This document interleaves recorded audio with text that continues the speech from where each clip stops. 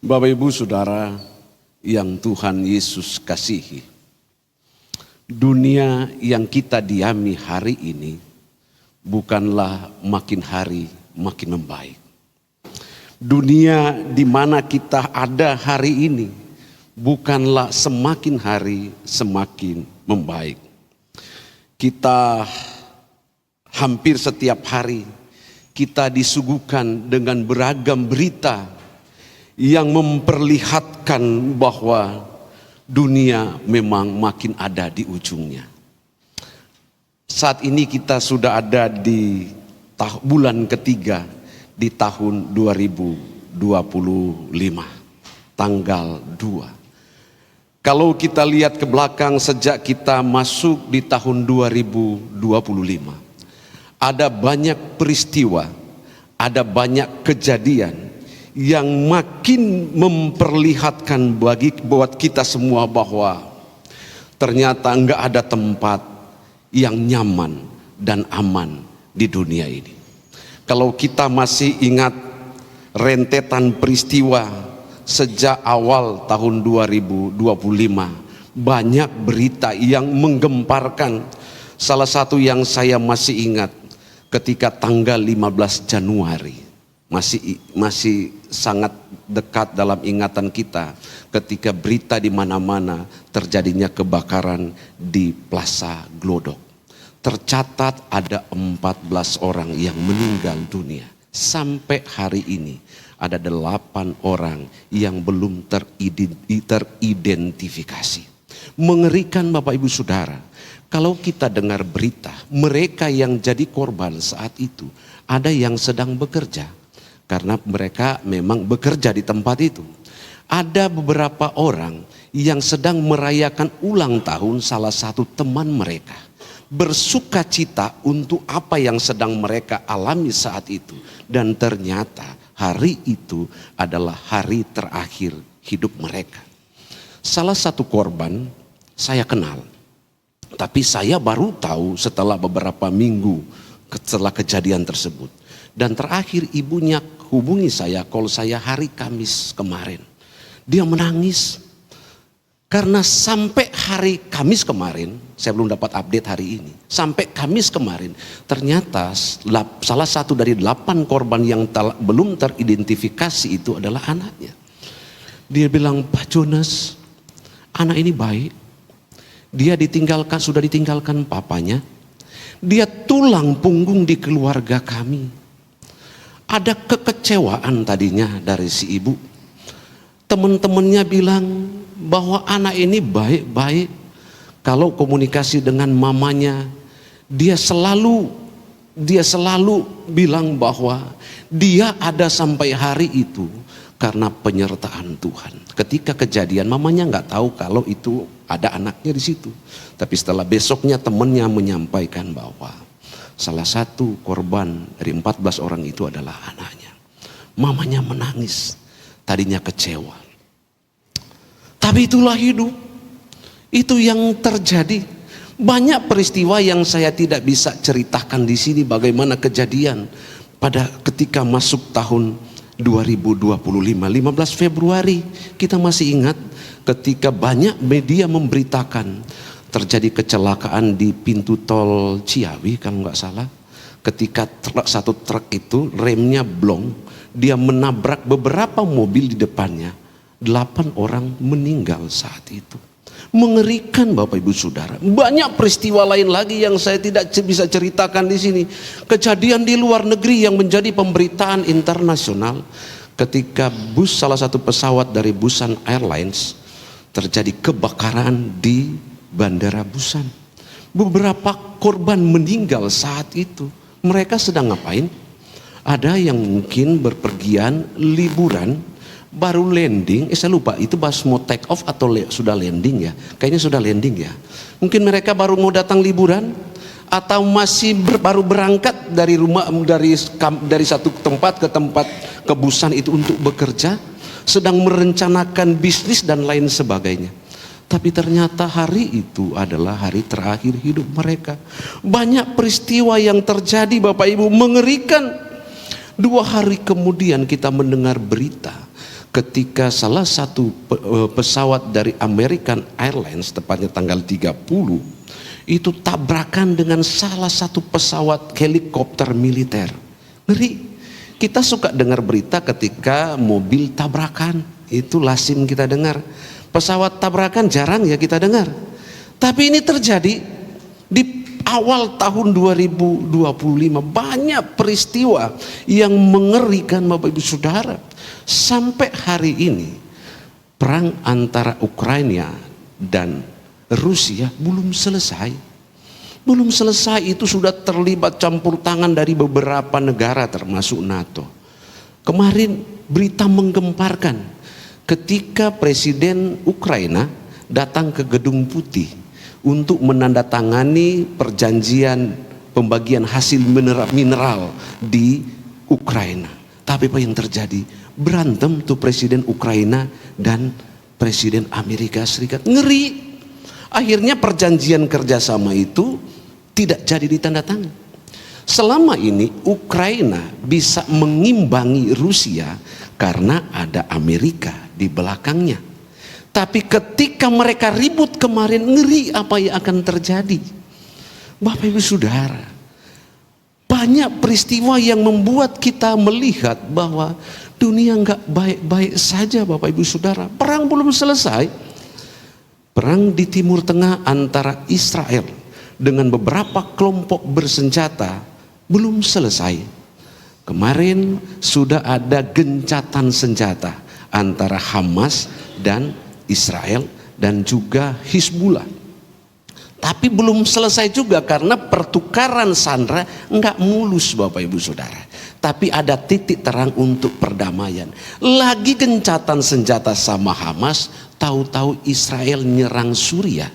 Beberapa hari yang lalu bapak-bapak khususnya yang suka dengar berita, kita dengar itu, ngeri Bapak Ibu Saudara. Dan itu dikecam oleh Arab Saudi. Selama ini Arab Saudi sepertinya agak dekat dengan Israel. Tapi ketika Israel nyerang Suriah, Arab Saudi ikut mengecam Israel. Bapak Ibu Saudara, dunia sedang tidak baik-baik saja. Ekonomi global, ekonomi nasional mengerikan Bapak Ibu Saudara. Pengamat bilang kira-kira bulan Maret nilai tukar rupiah terhadap dolar Amerika Serikat akan sampai 17.000. Ngeri enggak? Ngeri Bapak Ibu Saudara. Gelombang PHK terjadi di mana-mana. Masih segar dalam ingatan kita pemberitaan ketika salah satu perusahaan tekstil terbesar di Indonesia ada di Jawa Tengah, Pilot. Terhitung kemarin tanggal 1 Maret itu Pilot 10.000 sekian karyawan di PHK. Hari Bapak Ibu Saudara. Selesai sampai situ? Belum. Masih banyak berita. Kalau kita suka dengar berita ekonomi, ada beberapa perusahaan elektronik yang juga terancam tutup. Dengar ya Bapak Ibu Saudara. Ada juga yang di sekitar Bekasi, perusahaan-perusahaan elektronik.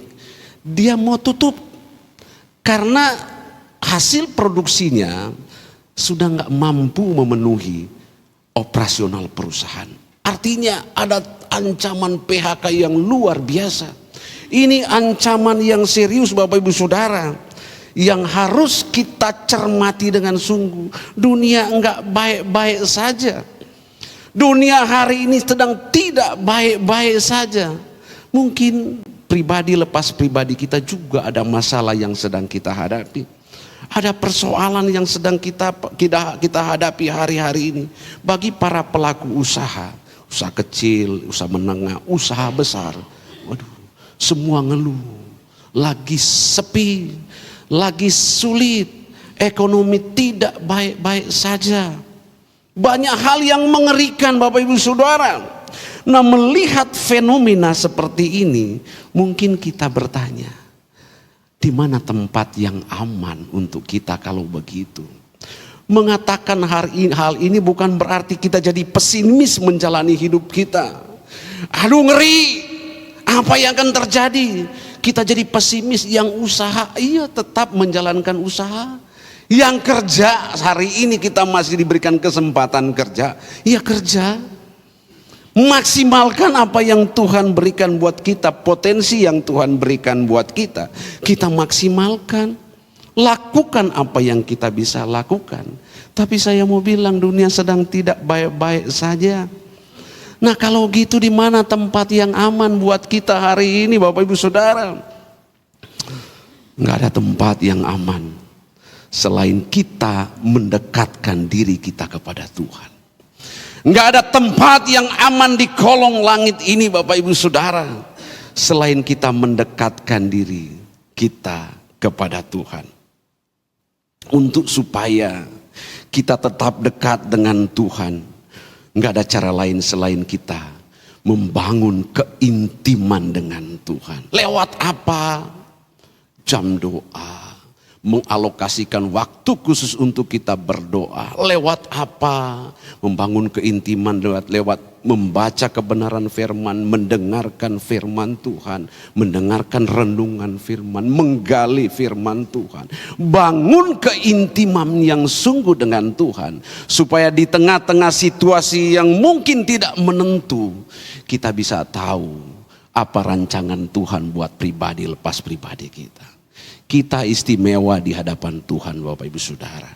Saya menceritakan situasi yang sedang terjadi hari-hari ini bukan sedang menakut-nakuti kita. Tapi saya mau bilang memang di luar sana tidak aman Bapak Ibu Saudara. Betapa kita harus mengikatkan diri kita, memautkan diri kita, membangun keintiman diri kita dengan Tuhan. Supaya kita tahu bahwa kita aman di dalam tangan Tuhan. Kita aman di dalam tangan Tuhan Bapak Ibu Saudara. Ketika kita membangun keintiman dengan Tuhan, maka kita akan paham betul apa maunya Tuhan dalam kehidupan kita. Amin. Bapak Ibu Saudara yang sudah berkeluarga, menjalin hubungan suami istri puluhan tahun, 10 tahun, 20 tahun. Tentu kita sudah saling memahami pasangan kita, suami kita, istri kita. Anak-anak kita yang kita besarkan, orang tua kita yang dimana kita hidup bersama dengan orang tua kita. Kita paham betul apa maunya orang tua, apa maunya pasangan hidup, apa maunya istri yang harus kita lakukan, apa maunya suami yang kita sebagai istri bisa lakukan. Kenapa? Kita intim dengan pasangan kita. Ketika kita intim dengan Tuhan Bapak Ibu Saudara, maka kita akan tahu betul apa maunya Tuhan dalam hidup kita. Bulan Maret ini gereja di tempat ini membicarakan satu tema besar, puasa. Begitu Pak Gembala? Saya tidak tahu apakah ini bersamaan dengan bulan Ramadan yang hari ini masuk hari kedua. Kebetulan aja kali Pak ya. Sekarang teman-teman kita sedang berpuasa. Ini hari kedua bulan Ramadan tahun 1995. Saya tidak akan menceritakan bagaimana mereka menjalankan ibadah puasa. Kita paham betul. Tapi sebagai orang percaya kita tahu betul bahwa puasa buat kita menjadi sarana untuk kita bisa mendekatkan diri kita dengan Tuhan. Ketika ada banyak persoalan, ketika ada banyak tantangan, ketika seolah-olah di depan mata kita ada jalan buntu yang tidak bisa kita terobos.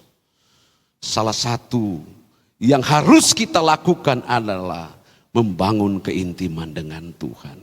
Siapkan waktu dan kondisi khusus untuk kita bersama-sama dengan Tuhan, yaitu lewat puasa itu. Berapa banyak di antara kita yang suka mengalokasikan waktu untuk kita bisa berpuasa. Bisa membangun keintiman dengan Tuhan, mendekatkan diri kita dengan Tuhan supaya kita paham apa yang Tuhan mau dalam kehidupan kita. Banyak kita yang hanya menjadi orang Kristen ya biasa-biasa saja. Hari Minggu kita datang ke gereja, kita beribadah, ada kesempatan kita melayani. Tapi menjalani kekristenan itu biasa-biasa saja tanpa memahami apa rancangan Tuhan dalam kehidupan kita.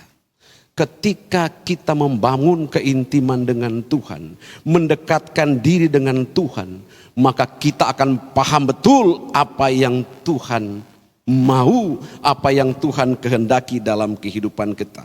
Ketika dalam persoalan, ada masalah, ada tantangan, ada persoalan yang luar biasa yang sedang kita hadapi, kemana kita harus mengadu, kemana harus kita memohon, kemana kita harus mencari jalan keluar.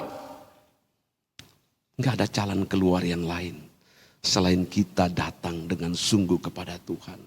Alokasikan waktu khusus, situasi khusus untuk kita ada dalam hadirat Tuhan, Bapak Ibu Saudara. Saya beberapa kali juga sering juga melakukan yang namanya puasa. Ketika saya diperhadapkan dengan persoalan yang luar biasa kira-kira 20 tahun yang lalu. Saya kurang tahu Pak Gembala pernah tahu kisah saya yang persoalan yang sedang kami hadapi waktu itu. Tapi saya dalam persoalan yang luar biasa, yang berat. Hari-hari yang saya alami, saya jalani adalah hari-hari yang waktu itu saya bilang penderitaan yang luar biasa. Saya waktu itu ketua persekutuan di kantor di mana saya bekerja. Jam istirahat lebih banyak saya habiskan untuk saya ada di dalam ruang doa. Kebetulan waktu itu kami ada ruang ibadah yang permanen kami gunakan untuk jadi kayak gereja waktu itu. Gudang yang kami bikin jadi ruang ibadah. Jam istirahat teman-teman istirahat saya ada dalam ruang itu. Saya berdoa karena persoalan yang pelik yang sedang saya hadapi. Waktu itu sampai saya protes kepada Tuhan. Tuhan, kenapa saya mengalami hal ini? Saya puasa. Suatu kesempatan 20 tahun yang lalu ada seorang hamba Tuhan yang saya kenal beberapa tahun sebelumnya. Dia bilang, Pak, saya dapat pesan dari Tuhan. Bapak puasa dua kali 24 jam. Karena persoalan yang sedang berat, yang sedang kami hadapi, saya puasa 2 kali 24 jam. Enggak makan, enggak minum. Saya lakoni. Kenapa? Ada persoalan yang berat yang saya sedang hadapi. Menjalani puasa bukan hanya karena, kebetulan ada anjuran dari gereja untuk kita berpuasa. Enggak Bapak Ibu Saudara. Tapi waktu khusus yang kita siapkan untuk kita mendekatkan diri dengan Tuhan. Cakap dengan Tuhan. Doa dengan Tuhan. Ketika waktu khusus yang kita alokasikan untuk ada dalam hadirat Tuhan. Pertanyakan apa rencana Tuhan dalam kehidupan kita. Bukan hanya puasa, saya tidak makan, tidak minum. Bukan hanya situ saja Bapak Ibu Saudara. Tapi momen itu menjadi momentum perjumpaan kita dengan Tuhan. Bapak Ibu, kita di gereja karismatik sangat akrab dengan hal-hal seperti ini. Kalau di gereja lain jarang. Bahkan mereka lihat puasa itu punya agama yang lain. Tapi kita di gereja karismatik sering dengar hal seperti ini. Bahkan kita sering akrab di gereja kita untuk kita lakukan, diajak untuk kita puasa. Ketika ada persoalan, ada tantangan, sering kita dinasihati, siapin waktu khusus, doa, puasa. Bapak Ibu Saudara yang Tuhan Yesus kasih, saya yakin sebagian dari kita sudah pernah merasakan betapa indahnya ketika kita ada dalam hadirat Tuhan. Ketika kita mengalokasikan waktu khusus, situasi yang kita kondisikan untuk kita cakap-cakap dengan Tuhan, kita sungguh akan menikmati indahnya bersama dengan Tuhan. Betul Bapak Ibu Saudara. Saya melewati kondisi-kondisi seperti itu. Saya melewati kondisi-kondisi ketika dalam persoalan yang pelik.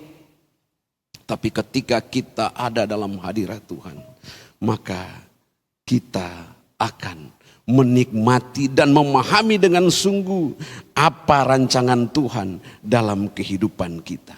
Nah, dalam berpuasa itu kita akan lebih memfokuskan pada hubungan secara pribadi kita dengan Tuhan. Kita lebih memfokuskan bukan pada ritualnya, tetapi hubungan pribadi kita dengan Tuhan. Pakai waktu itu Bapak Ibu Saudara. Ada waktu-waktu khusus di mana kita sibuk. Ada waktu khusus di mana kita harus jalan-jalan rekreasi dengan keluarga. Ada waktu khusus di mana kita menghabiskan waktu dalam pekerjaan. Dalam tanggung jawab di kantor, di rumah dan dimanapun dalam segala aktivitas kita. Tapi alokasikan waktu khusus juga untuk kita boleh cakap-cakap dengan Tuhan. Teman kita sedang berpuasa. Saya kadang-kadang menggunakan momen itu Bapak Ibu Saudara. Kalau tahun-tahun kemarin Pak Gembala kita suka dihimbau dalam bersamaan dengan teman-teman muslim masuk bulan Ramadan kita puasa bersama.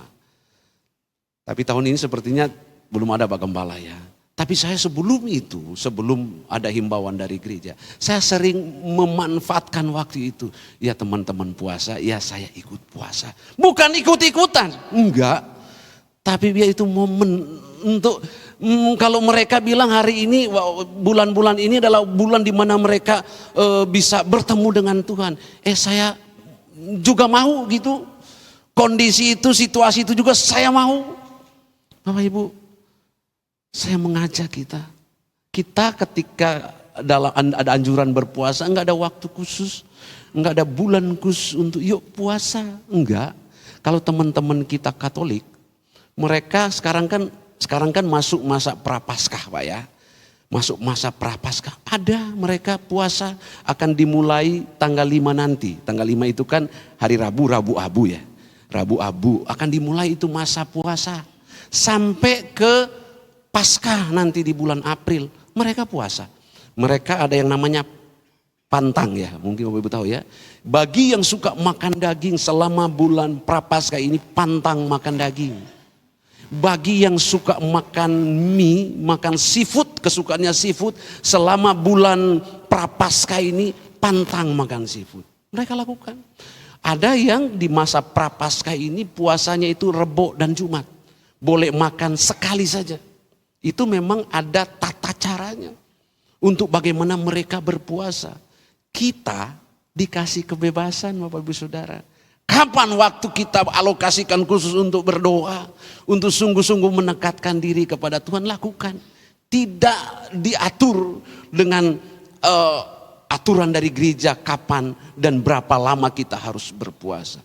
Poinnya adalah momen puasa kita jadikan momen perjumpaan kita dengan Tuhan. Mendekatkan diri kita dengan Tuhan. Apakah hari-hari yang lain gak bisa Pak? Bisa. Setiap saat adalah waktu di mana kita melakukan perjumpaan pribadi dengan Tuhan. Tapi mari kita belajar. Kita memulai dari hal-hal seperti ini. Kita alokasikan waktu dan kondisi yang khusus untuk kita boleh ada dalam hadirat Tuhan. Ketika kita siapkan waktu untuk berpuasa, jangan kita hanya jadikan momen itu untuk kita datang berdoa, meminta supaya Tuhan membebaskan saya dari persoalan dan tantangan. Saya lakukan waktu itu. Saya lakukan waktu itu 20 tahun yang lalu. Puasa yang saya lakukan, saya datang kepada Tuhan hanya supaya Tuhan memberikan jawaban sesuai dengan apa yang saya mau. Keluar dari persoalan yang sedang saya hadapi. Bukan tidak boleh Bapak Ibu Saudara.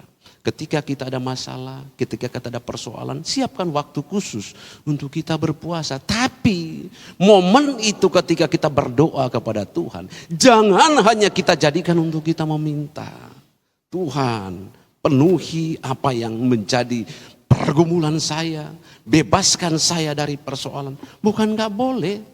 Memang kepada Tuhanlah kita memohon pertolongan untuk bisa kita mampu melewati persoalan yang sedang kita hadapi. Tapi momen itu jangan hanya kita jadikan untuk kita meminta. Tapi mari kita berdoa, pertanyakan kepada Tuhan. Apa rancangan Tuhan?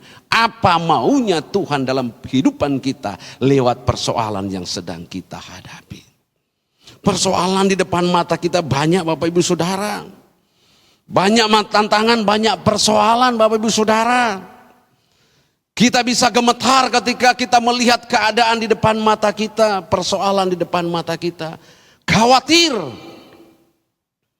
Tapi bukan tidak ada jalan keluar Bapak Ibu Saudara.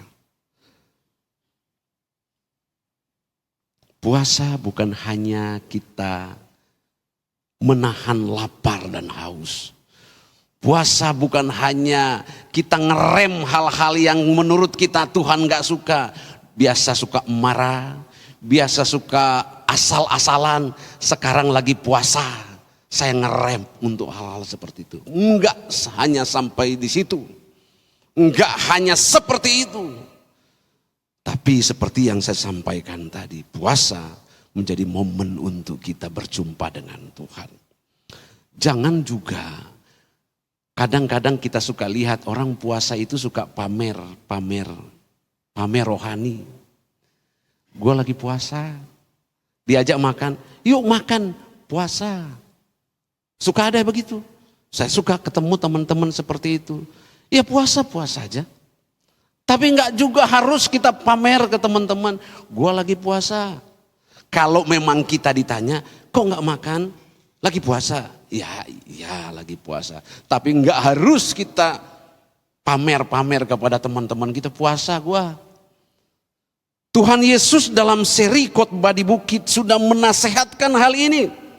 Dalam Matius 6 ayat 16 sampai 18. Dalam Matius 6 ayat 16 sampai 18 saya baca buat kita. Dan apabila kamu berpuasa, janganlah muram mukamu seperti orang munafik. Mereka mengubah air mukanya supaya orang melihat bahwa mereka sedang puasa.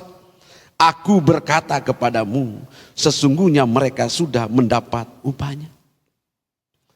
Enggak harus kita tunjukin kepada orang-orang, saya lagi puasa loh.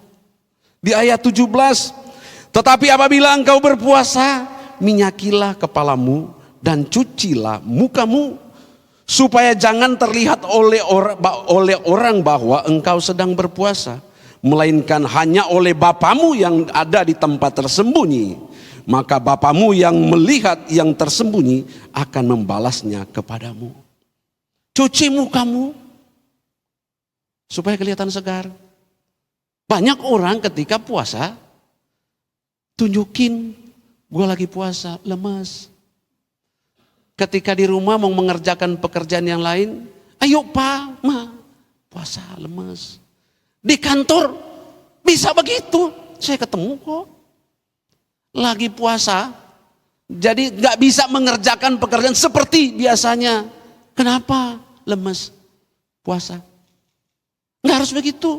Kita dinasihatkan ketika engkau berpuasa, cuci muka kenapa sih? Kotor mukamu? Enggak, biar kelihatan seger. Kalau kayak kita laki ya, basahin dikit rambutnya gitu kan. Pas keluar seger gitu. Kerja sampai sore. Belum selesai kerjakan. Di rumah, bapak-bapak ketika puasa bantu kerjaan di rumah. Istri teriak, "Pak, gas habis. Beliin dong." Puasa. Ntar aja lah. Kita diminta bantuin yang lain. Puasa. Enggak pamer Bapak Ibu Saudara. Jangan. Siapkan waktu khusus untuk puasa, iya. Jadi tahan lapar, iya. Tahan aus, iya. Tapi bukan untuk ditunjuk-tunjukin kepada orang-orang. Gua puasa loh. Beda sama yang lain. Yang lain gak bisa puasa. Gua bisa. Terus hebat gitu. Nah Bapak Ibu Saudara, siapkan waktu khusus untuk kita jumpa dengan Tuhan. Ngerti maunya Tuhan. Udah dinasihatkan, diingatkan sama Tuhan. Kenapa diingatkan? Jauh-jauh hari. Kamu udah tahu banyak orang Kristen yang kayak gitu. Ayo kita puasa, ikut puasa. Dipamerin, gue lagi puasa. Boleh ketika ditanya, diajak makan kan? Ayo makan. Saya belajar ya Bapak Ibu Saudara. Dalam beberapa kesempatan dengan Bapak Gembala. Dengan Bapak Gembala Senior. Saya waktu itu ada pertemuan, ada acara kantor, kami Natal kantor di grup dan Bapak Gembala Senior jadi pembicara. Saya termasuk yang menghubungi beliau. Akhirnya sebelum acara kami ketemuan. Saya bikin appointment dengan beliau. Pak, kita ketemu di sini bla bla untuk ketemu dengan semua panitia. Oh oke, Pak. Kita ketemu di mana? Di resto ini ya. Oke, di resto ini aja udah selesai. Kita kan nyampe, kita pesan makan. Kok Bapak nggak makan? Kok Pak nggak makan? Ya udah nggak ya, kalian aja gitu. Baru saya tanya, kenapa? Pak puasa? Iya saya puasa. Nggak harus kita kasih tahu, kita nggak bisa ketemuan Pak. Misalnya kita bikin appointment. Minggu besok kita lunch, kita bicarakan ini di satu. Nggak bisa kan, gue lagi puasa. Nanti aja gitu. Oh biar tahu gitu. Nggak harus gitu. Itu pamer Bapak Ibu Saudara. Saya pun belajar untuk itu. Ketika di kantor, ketika saya puasa, mereka ajak makan. Nanti aja gitu. Bapak Gembala senior mengajarkan, waktu itu saya ingat. Beliau bilang ketika ditawarin seperti itu untuk makan, bilang aja, hari ini saya tidak makan. Ketika saya ketemu teman-teman seperti itu, jawaban mereka, hari ini gak makan, siang ini gak makan. Saya tahu, oh maksudnya puasa gitu. Maksudnya jangan pamer. Ayat ini jelas ya. Ketika puasa cuci mukamu, nyaki rambutmu. Kalau kita laki basahin rambutmu, segar banget gitu. Poinnya adalah bagaimana kita mendekatkan diri dengan Tuhan. Tuhan Yesus memberi arahan yang jelas. Bagaimana kita harus berpuasa. Bapak Ibu Saudara, selain kita sarana untuk kita cakap-cakap, kita memohon kepada Tuhan. Puasa juga menjadi sarana kita untuk menyampaikan komitmen kita kepada Tuhan untuk kita berbalik. Mungkin dalam perjalanan hari-hari hidup kita banyak kecerobohan yang kita lakukan. Kita sadari, aduh Tuhan, kenapa saya ceroboh? Tuhan, kenapa saya melakukan ini? Kenapa saya melukai hatimu? Cari waktu khusus untuk kita berkomitmen dengan Tuhan. Dalam Yoel 2 ayat 12 berkata begini, tetapi sekarang juga demikian firman Tuhan. Berbaliklah kepadaku dengan segenap hatimu, dengan berpuasa, dengan menangis, dan dengan mengadu.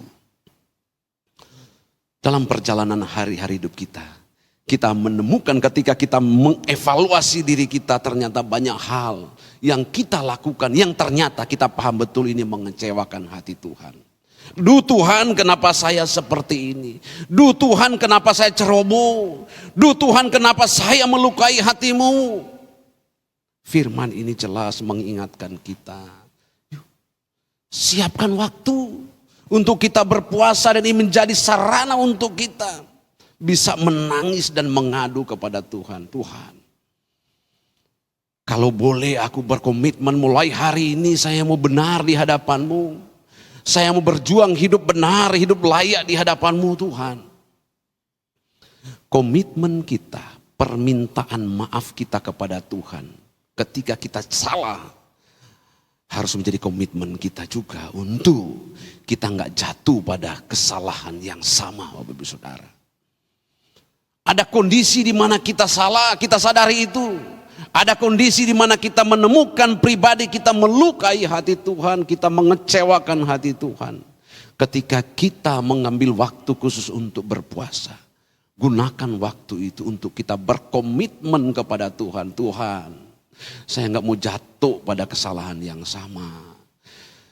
Hanya keledai bodohlah yang bisa kesandung di batu yang sama. Nah, kita orang-orang percaya yang Tuhan anugerahkan pemahaman, intelijensi yang bagus untuk bisa mengerti segala sesuatu dengan benar. Jangan jatuh pada kesalahan yang sama. Siapa sih kita yang nggak pernah salah? Siapa sih kita yang nggak pernah bersalah di hadapan Tuhan, yang nggak pernah mengecewakan hati Tuhan? Rasanya semua kita pernah mengecewakan hati Tuhan. Siapkan waktu khusus untuk kita ada dalam hadirat Tuhan, dan pakai momentum itu untuk kita berkomitmen kepada Tuhan. Tuhan, saya nggak mau jatuh pada kesalahan ini lagi. Dalam perjalanan hari-hari hidup, termasuk saya sebagai hamba Tuhan, saya pun banyak persoalan, saya pun banyak tantangan, banyak salah Bapak Ibu Saudara. Ini kok salah lagi di jalanan kemarin. Rabu kemarin salah satu kesempatan kami di kantor ada suka sharing bersama, berdoa bersama. Ini ada kawan saya Kevin hadir di sini. Saya nggak tahu juga Kevin dan Papa hadir di sini. Ketika kami ngobrol-ngobrol sedang sharing, saya sempat melemparkan pertanyaan kepada teman-teman.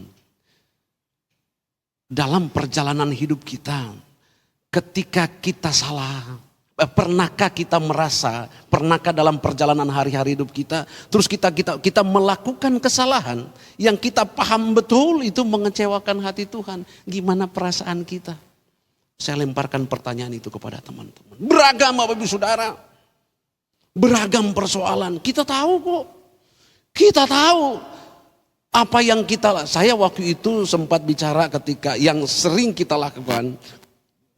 Biasanya di jalanan, apalagi teman-teman saya dengan Kevin dan teman-teman yang masih seusia Kevin, masih muda-muda semua. Saya tanya kepada mereka, kalau kamu gimana? Kalau kamu gimana? Aduh, ketika diceritakan, kadang-kadang lucu gitu. Saya bilang, di hari ini kita memahami itu kita salah. Hari ini kita tahu itu kita salah, itu puji Tuhan. Kenapa? Banyak orang, dia salah Bapak Ibu Saudara. Dia sudah melukai orang lain, bahkan melukai hati Tuhan, tapi nggak ada rasa bersalahnya. Kita suka ketemu ya begitu. Jelas-jelas dia sudah melukai hati Tuhan, melukai sesamanya, tapi seolah-olah tidak ada yang terjadi.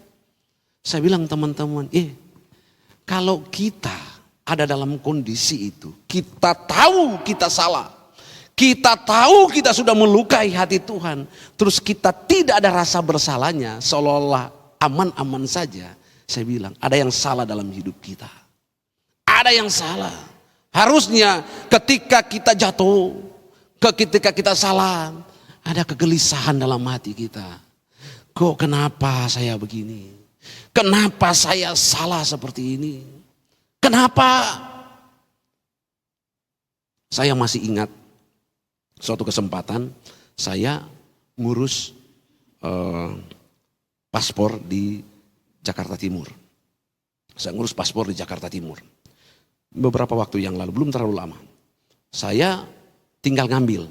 Jadi kan online ya gitu. Kita sudah bikin di satu tempat. Saat itu saya harus datang ngambil paspor istri saya. Terus ketemu lah, saya tanya di mana dulu lah, dikasih tahu di sini. Terus kan ada WA dari imigrasi bahwa ini yang harus disiapkan gitu. Datanglah. Saya datang terus si petugas ngomong ke saya. Saya tanya, "Bu, saya mau ambil paspor, mana ini?" Terus dia bilang, "Siapin ini, print ini." Loh, saya bilang, "Ini enggak diminta untuk di print gitu kan. Cuman tunjukin gitu." Tapi dia entah karena sibuk atau print sana. Saya bingung, print di mana? Di sini? Soalnya udah marah-marah, si ibu ini udah marah. Saya marah. Saya marah. "Bu," saya bilang, "kan nggak dikasih tahu seperti itu, Bu." Saya bilang gitu. "Ibu jangan begitu dong caranya." Marah saya marah gitu. "Nggak begitu caranya, Bu." Saya bilang gitu. Saya mau rada membentak. "Nggak begitu caranya, Bu." Sudah, saya lupa bagaimana ceritanya. Akhirnya saya pergilah. Saya print. Saya bingung sebetulnya mau print. Saya lihat, saya ngeprintnya bagaimana? Saya colokin atau bagaimana? Ternyata dia bilang ke fotokopi, maksudnya ke fotokopi, kita kirim melalui WA, mereka print. Tapi si ibu itu akhirnya dia bilang begini ke saya, "Baca dong di situ. Baca di situ, udah disuruh print." Saya print, sebagai print sambil saya baca. Enggak ada berita bahwa saya harus print. Saya datang, "Bu, ini enggak ada berita, enggak ada informasi bahwa saya harus print belum." "Ibu jangan begitu," saya bilang gitu. Setelah itu Bapak Ibu, saya mulai menunjuk-nunjuk ibu. Baru saya sadar, aduh Tuhan, kenapa saya harus marah? Kenapa harus saya marah sih? Cuman masalah begini, sepele. Kenapa saya harus marah? Saat itu juga, saya salaman dengan si ibu itu. "Bu, maaf Bu ya, saya agak galak. Si ibu ini, dia lihat nama istri saya, dia lihat orang, mungkin dia tahu nih, orang timur ini. Kristen mungkin. Si ibu ini dari namanya Kristen juga. Nama di Alkitab. Terus dia bilang, "Maaf Pak, saya memang lagi agak crowded gitu. Agak emosi. Jadi saya begitu ngomongnya gitu. Saya juga minta maaf Bu ya. Saya salah juga."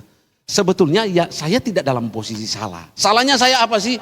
Ya diam aja harusnya. Diam aja harusnya gitu.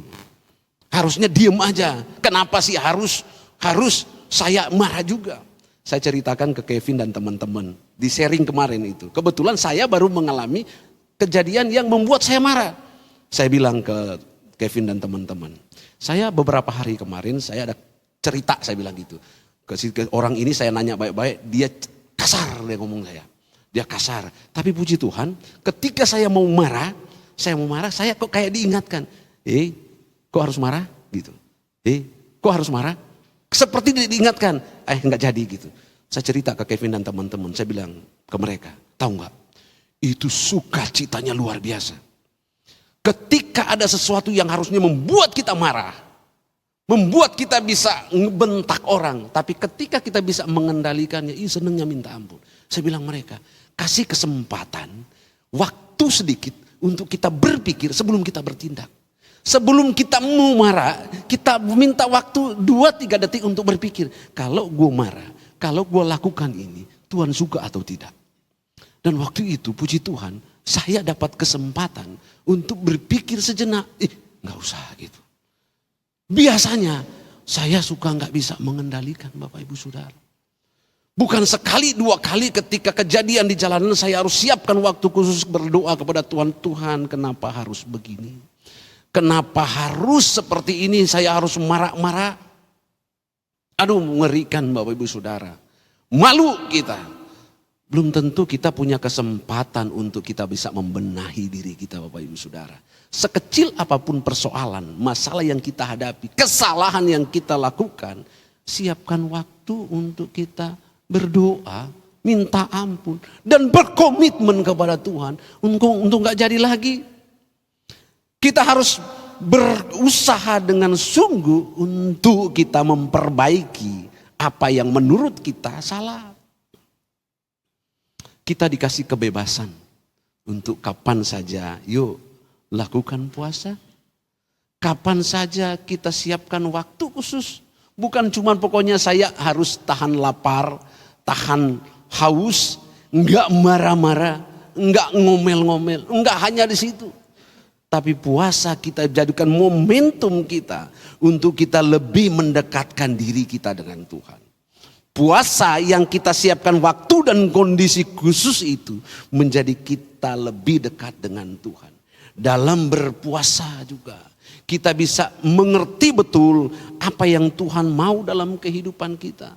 Ketika kita punya keintiman khusus, waktu khusus untuk cakap-cakap dengan Tuhan, kita akhirnya tahu apa maunya Tuhan dalam hidup kita. Yuk lakukan dengan sungguh. Puasa juga bisa mempererat hubungan kita dengan Tuhan. Amin. Akan mempererat ketika kita membangun keintiman yang sungguh dengan Tuhan. Hubungan kita jadi erat. Bapak Ibu Saudara, coba kita suami istri yang sudah berkeluarga. Sebegitu intimnya kita dengan suami kita, dengan istri kita. Sebegitu dekatnya kita dengan pasangan kita. Akhirnya kita tahu kok apa maunya dia. Betul? Bapak Ibu yang sudah berkeluarga. Satu kedipan mata dari suami atau dari istri, kita tahu maksudnya apa. Betul Bapak Ibu yang sudah berkeluarga? Tahu, nggak perlu teriak-teriak, nggak perlu diuraikan. Kedipan mata, sekali kedipan mata tahu maksudnya apa. Kita lagi ngobrol gitu sama teman-teman. Mungkin kita terlanjur ngomong yang menurut pasangan kita, menurut suami kita, menurut istri. Lo nggak usah ngomong gitu. Dia kan nggak akan mempermalukan kita. Jangan ngomong gitu, cuma kedipin doang gitu. Oh maksudnya diem, jangan cerita itu. Dan dalam persoalan dalam hal-hal yang lain. Kenapa? Kita paham apa maksud istri dan suami kita? Karena kita intim. Karena kita dekat. Itu sebabnya. Berapa lama kita menjadi orang Kristen, menjadi orang percaya, mengaku orang percaya? Sudah berapa lama? Intim dengan Tuhan tidak? Tahu apa maksud Tuhan dalam kehidupan kita tidak? Jangan cuma jalani kekristenan biasa-biasa saja. Tapi kita berusaha untuk ketika kita menjadi orang percaya, kita juga dipercayai Tuhan. Ada persoalan, ada masalah, ada kesalahan, ada ketidaktepatan dalam hidup kita, perkarakan dengan Tuhan. Persoalkan itu dengan Tuhan. Bangun komitmen yang sungguh di hadapan Tuhan untuk kita mau berkenan di hadapan Tuhan. Bapak Ibu Saudara, kalau hal seperti ini kita lakukan, terbiasa puasa, terbiasa menahan amarah, terbiasa mengendalikan diri kita, maka itu akan jadi warna hidup kita, Bapak Ibu Saudara. Kita sudah membiasakan itu, biasa baik sama pasangan. Sekarang kalau kita mau tanya pasangan suami istri, kapan sih suami atau istri lembut sama Pasangan sama istri sama suami, oh waktu-waktu tertentu kalau puasa aja. Kalau puasa kan nggak marah gitu. Jadi cuman kalau puasa aja. Nah kalau gitu bagaimana supaya suasana itu ada terus dalam keluarga kita? Sering-sering puasa. Sering-sering puasa. Iya. Pak Bu, kalau itu sering kita lakukan, puasa nggak puasa, kita akan terbawa dalam suasana itu. Kalau kita membiasakan diri, oke lah. Yang biasa marah, udah kendalikan diri dengan waktu khusus berpuasa. Ketika kita sering melakukan itu, akan jadi kebiasaan, jadi warna hidup kita.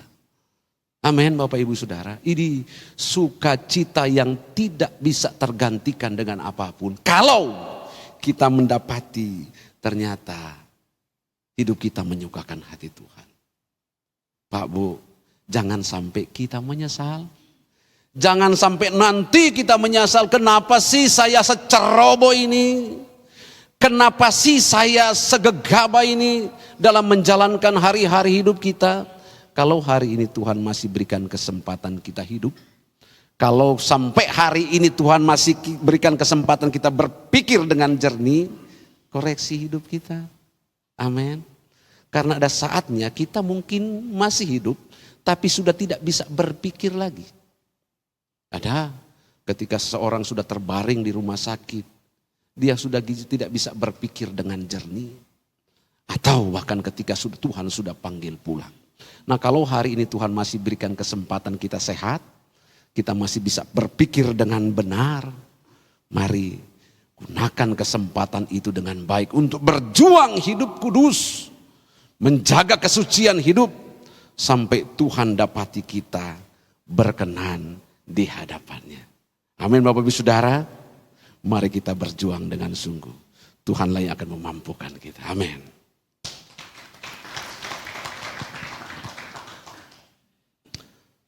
Bu Pendeta boleh bantu saya? Kita nyanyikan pujian, ku mau hidup seturut kehendak-Mu Tuhan. Ku mau memberi semua yang dapat ku berikan.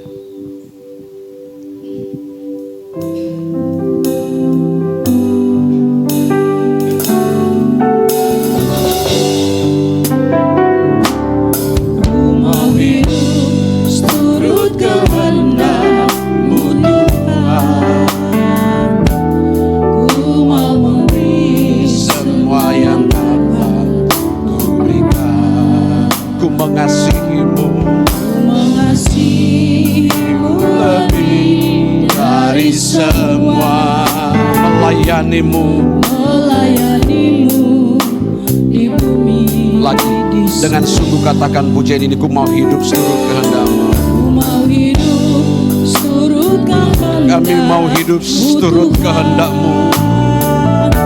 Ku mau memberi semua yang dapat ku berikan. Ku mengasihi-Mu lebih dari semua. Mengasihi-Mu lebih dari semua, mau melayani-Mu di bumi dan di surga. Kau ajarku hidup, Kau ajarku hidup yang sungguh berarti, seperti hidup yang Engkau jalani. Anggur yang tercurah, anggur yang tercurah, roti yang terpecah, hidup bermakna bagi sesama. Lagi dengan sungguh katakan pujian ini bagi Tuhan. Sambil kita berdiri Bapak Saudara. Ini komitmen kami Tuhan. Kami mau hidup sesuai dengan kehendak-Mu. Ada banyak waktu yang kami sia-siakan dalam hidup kami Tuhan. Tapi kalau kesempatan sore hari ini Engkau masih berikan waktu kepada kami untuk memahami ini dengan benar, kami mau berkomitmen untuk hidup melayani-Mu.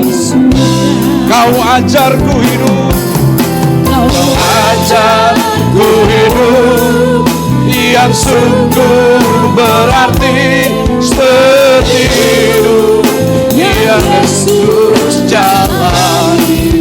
Kami mau hidup seperti hidup yang Engkau jalani Tuhan. Kami mau jadi berkat bagi sesama kami. Haleluya, Kau ajarku hidup. Kau ajarku hidup yang sungguh berarti seperti hidup yang Yesus jalani.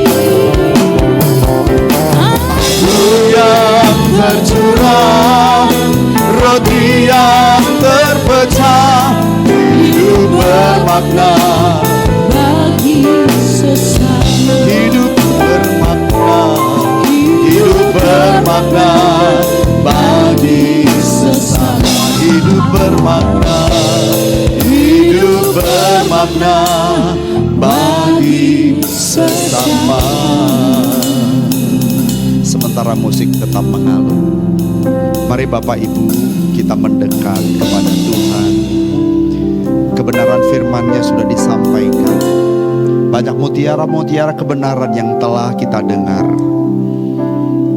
Di tengah-tengah dunia yang tidak semakin baik ini, tempat yang paling tepat di mana kita akan memperoleh damai sejahtera, yaitu mendekat kepada Tuhan.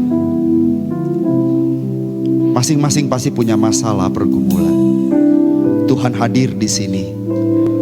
Sebab di mana 2-3 orang berkumpul di dalam nama Tuhan Yesus, Elohim Yahweh bersama dengan kita. Nyatakan segala pergumulanmu, masalahmu, kesulitanmu. Dan kiranya kita mengambil keputusan untuk mendekat kepada Tuhan. Ini bulan di mana agama lain saudara kita sedang berpuasa. Mari kita mengambil bagian untuk mendekat kepada Tuhan. Paling tidak ada satu kesempatan yang kita bangun untuk berpuasa. Tetapi berpuasanya kita untuk membawa kita semakin dekat dengan Tuhan. Kita tidak mencari yang lain, sebab Tuhan pasti menyediakan semua kebutuhan kita. Dunia bisa menakutkan, dunia bisa mengerikan, dunia mengancam hidup kita. Tetapi jika kita dekat dengan Tuhan, kita bisa melewatinya dengan baik. Tidak ada yang bisa menyentuh saudara jika kita ada dalam genggaman tangan Tuhan. Siapa yang dapat merebut kita dari genggaman tangan Tuhan? Kita aman bersama dengannya. Haleluya, haleluya. Syukur bagimu. Terima kasih Bapa. Haleluya. Glory bagimu. Mari kita bangun keintiman dengan Tuhan. Puji namamu. Haleluya. Elohim Yahweh, Bapa di surga. Engkau tempat perlindungan, Engkau tempat perlindungan. Aman bersamamu, aman dekat denganmu, Bapa.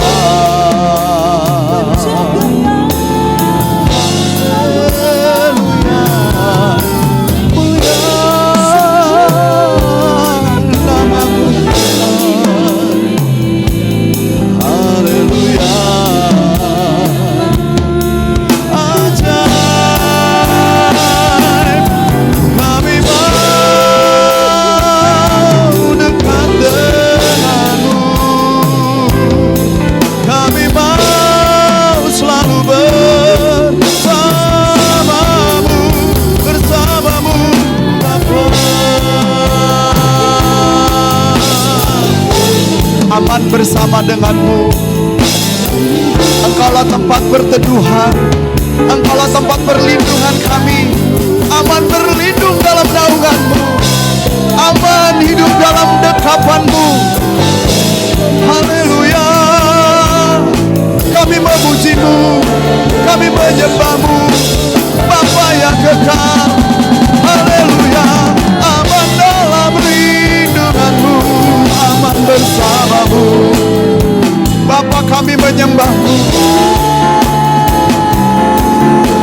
kami menyembah-Mu. Tuhan Yesus, kami menyembah-Mu. Di sini kami mengangkat hati, kami mencari wajah-Mu dengan menyembah-Mu. Tidak ada pribadi lain yang paling kami tinggikan selain Elohim Yahweh Bapa di surga. Betapa mulia Engkau, tempat perlindungan kami. Haleluya, glory.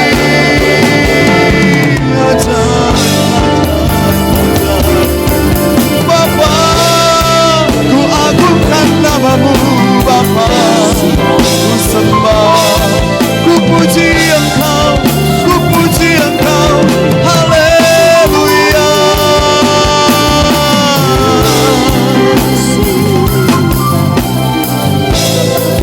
Kiranya Tuhan melawat setiap umat-Mu yang hari ini berbeban berat, diberi Tuhan kelegaan. Yang sakit kiranya Tuhan sembuhkan, sembuhkan dengan kuasa-Mu, dengan mujizat-Mu. Kami memohon dalam nama Tuhan Yesus. Kami berdoa, yang lemah mendapat kekuatan baru dalam nama Tuhan Yesus.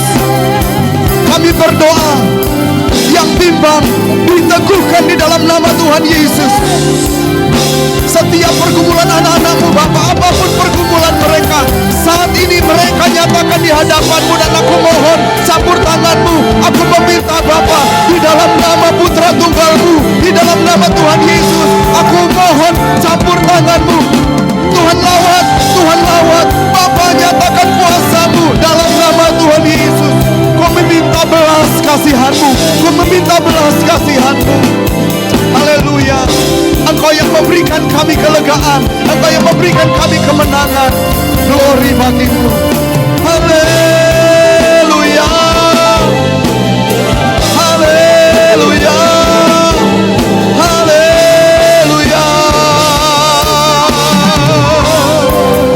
Terpujilah Tuhan, terpujilah Elohim Yahweh. Haleluya, glory. Mulialah nama-Mu. Haleluya. Haleluya.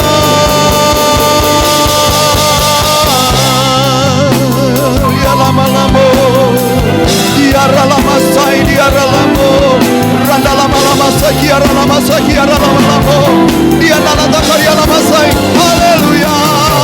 Haleluya. Haleluya. Kami menyembah Bapa lebih dari siapapun. Kami menyembah Bapa lebih dari siapapun. Engkau layak diagungkan, Engkau layak ditinggikan.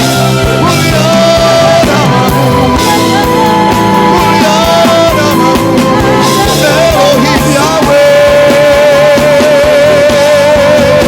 Haleluya.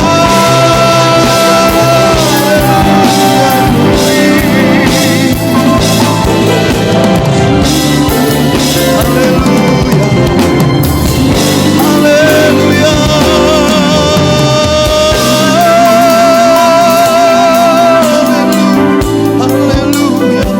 Haleluya. Terima kasih Bapa, Engkau memberi kelegaan, Engkau yang melepaskan. Haleluya. Syukur bagi-Mu. Haleluya. Terima kasih Bapa di surga. Kami bersyukur ada di sini. Kami bersyukur boleh menikmati-Mu. Kami bersyukur boleh menikmati hadirat-Mu. Di hadirat-Mu kami kuat. Dalam hadirat-Mu kami cakap menanggung semua perkara yang kami alami. Terima kasih Bapa, berkati hamba-Mu Bapak Pendeta Jonas Mandagi, dimanapun hamba-Mu memberitakan kebenaran firman-Mu. Kiranya Tuhan menyertai hamba-Mu dengan kuat kuasa-Mu.